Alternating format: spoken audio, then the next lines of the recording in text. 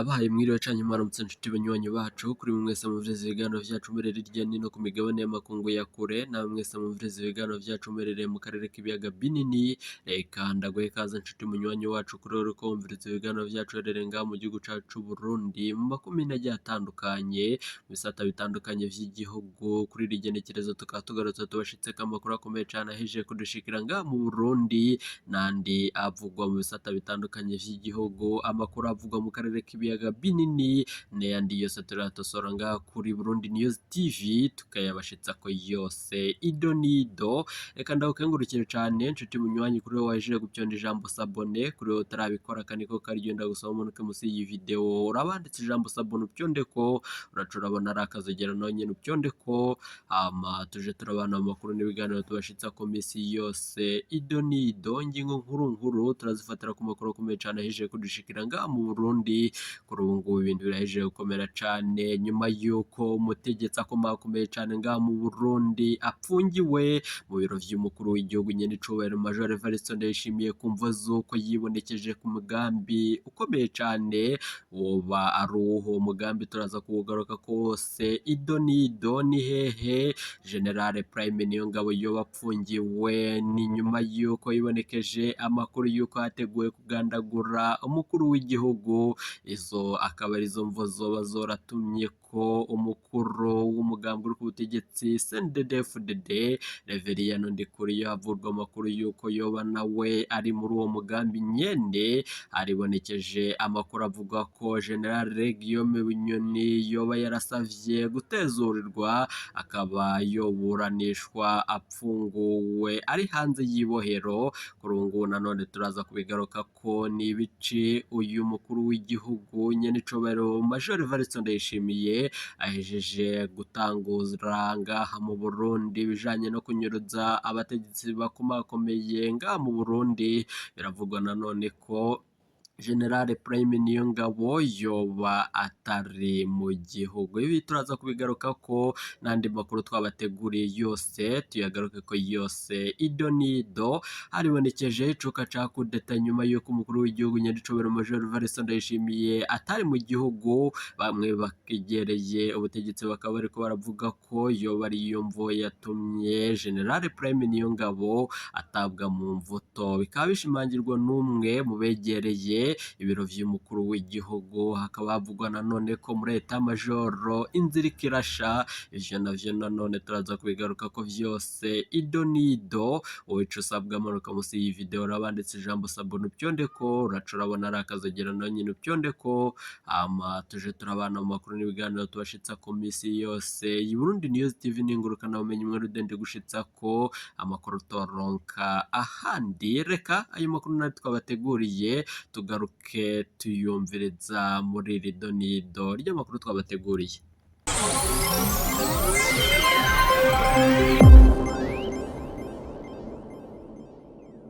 Ndaguhe ikaze nshuti munywanyi wacu, reka amakuru yacu tuyatangure ku makuru akomeye cane ahejeje kudushikira. Dukeze Margarita Barankitse, umukenyezi adasanzwe Burundi bwibarutse kw'igenekerezo rya 24 Gitugutu umwaka w'1996. Margarita Barankitse yari umunyamabanga wa Diocese Ruyigi. Ico gihe nyene, ico gitondo yariko arategura ingoro y'Imana hari kubera imisa kuva Perezida Ndadaye agandaguwe n'ubwicanyi bwakurikiye aho muri Diocese hari harahungiye abahutu benshi n'abandi mu moko atandukanye kandi mu moko yose. Ico gitondo Magi yabonye haza abicanyi babica abahutu bari barahungiye. Magi asigarana abana babo arababera umuvyeyi. Magi yari yasanzwe areze imfuvyi indwi mu ntango ya za 80 mu gihe yari umwigisha mu Ruyigi. Magi yabonye umunyeshure yitwa Crowe yazuye agahinda mubaza ingorane afise, niko gusanga uwo mwana yari yabuze se mu mwicanyi bwo mu 1922. Abiwe bari baramuhungiye muri Tanzania. Crowe yari imfuvyi atagira shinge na rugero. Magaca mujana umuryango wiwe amutunga nk'umwana wiwe ntibari basangiye ubwoko, idini, intara canke ibindi bitandukanye. Inyuma hahavuye hiyongerako abandi batandatu, gutyo Maggie akiri inkumi ahinduka umuvyeyi w'abana indwi, abahutu 4 n'abatutsi 3. Maggie yagize ingorane nyinshi mu kazi. Mu 1981 yaragumutse abonye abanyeshuri b'abahutu banse kubarungika kwiga, abanyeshure beza kandi nanone bari abana bazi ubwenge cane. Ivyo vyatumye yirukanwa mu kazi, yagirizwa ko ari umugumutsi adakunda igihugu. Yaraburanye cane atsinda urubanza mu 1986. Vyabaye muri diocese ya Ruyigi mu 1993 vyahinduye ubuzima bwa Maggie, vyamugize umuvyeyi w'imfuvyi ibihumbi n'ibihumbi. Niho havuye ishirahamwe Maison Shalom, ishirahamwe ryakoze vyinshi mu ntara ya Ruyigi, ishirahamwe ryatumye imfuvyi nyinshi zironka umuryango. Kwama yiyamiriza akarenganyo vyamukwegeye amagorwa menshi cane, ariko ntiyigeze acika intege. Naho yari umututsikazi yabuze inshuti nyinshi zatemaguwe n'abahutu mu 1993. Nticabujije ko aja gusura muri sentare, arashira ahabona abatutsi bishe abahutu muri diocese ya Ruyigi mu 1993. Kuva ubwo benshi bamwise umuhemu. Mu 2015 Maggie yarishwe umwansi w'igihugu, arahungagera yicwe. Mu 2020 Maggie yaciriwe gupfungwa ubuzima bwose, ntiyigeze ahabwa uburenganzira bwo kuburana ngo yiregure. Mu buhungiro Maggie Barankitse yagumye ari itara kuri benshi, nk'umuvyeyi w'impunzi nyinshi cane. Nta na kimwe kiriho gishobora guhagarika uyu murundikazi adasanzwe kugeza uyu munsi. Imana izobana ko ahageze ko arangiza imirimo yamuhamagariye kuri uyu munsi udasanzwe, isabukuru y'imyaka ishika kuri 30 ya Maison Shalom. Ndakeje mushiki wacu Margarita Barankitse. Imana ibandanye kumukomeza no kumukoresha ibikomeye, ibikorwa vyiwe vyamemwo ibikomeye. Umugisha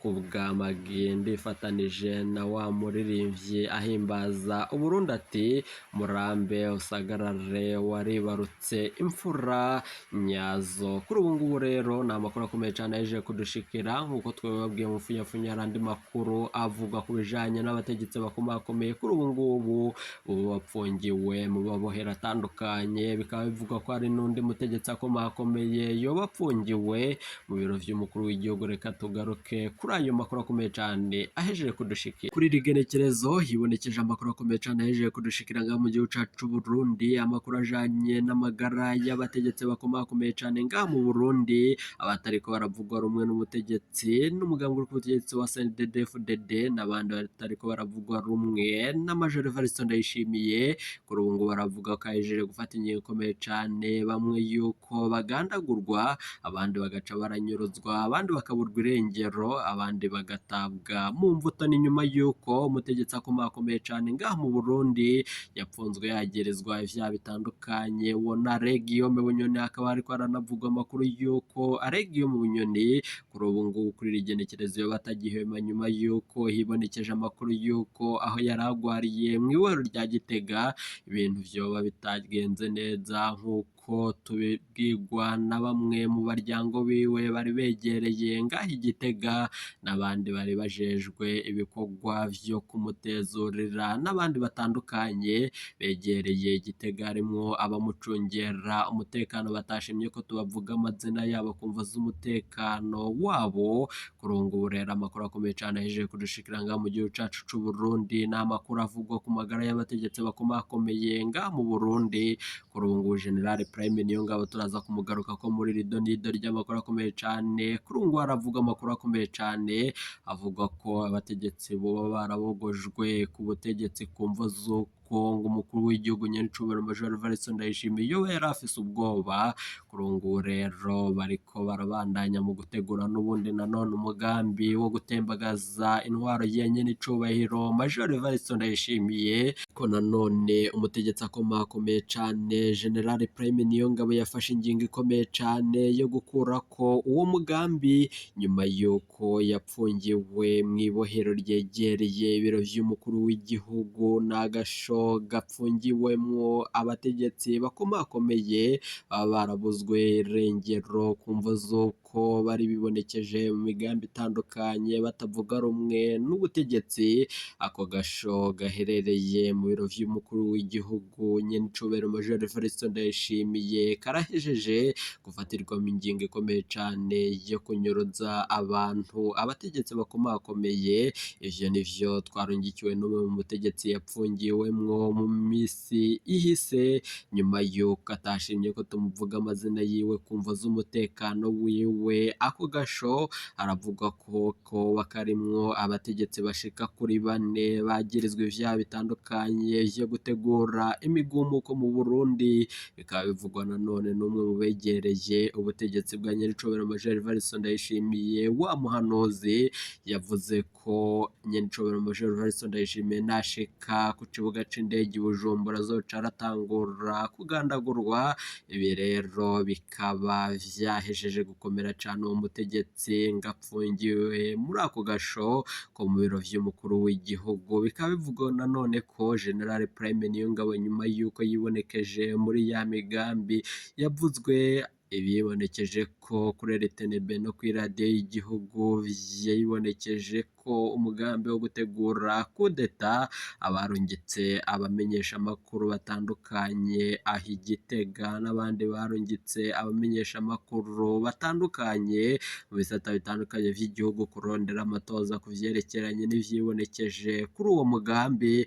Bavuze ko nyenicubahiro Major Evariste Ndayishimiye atari mu gihugu, noneho nanone baca baratangura uwo mugambi wo kumukura ku butegetsi. General Prime Niyongabo yagirijwe ivyaha bitandukanye nyuma yuko atabwa mu mvuto muri ako gasho, nubwo abanyagihugu badafise agakuru kajanye n'uyu Major Evariste Ndayishimiye kumvo zo bimutumye kubo yopfunga umutegetsi akomakomeye cane. Abasoda kuri ubu ngubu barungitswe muri Repubulika Iharanira Intwaro Rusangi ya Kongo bariko barabandanya gupfa nyuma yuko batariko barahabwa amategeko n'inama zitandukanye, kuko mukuru w'abasoda ngaha mu Burundi arapfungiwe mu biro vy'umukuru w'igihugu. Bikaba bivugwa ko uyu General Prime Niyongabo yagirijwe gutegura umugambi wo gutembagaza Major Evariste Ndayishimiye kudeta yibonekeje ku buhinga ngurukana bumenyi butandukanye n'ibindi vyaha bivurwa mu mabanga y'ubutegetsi atandukanye.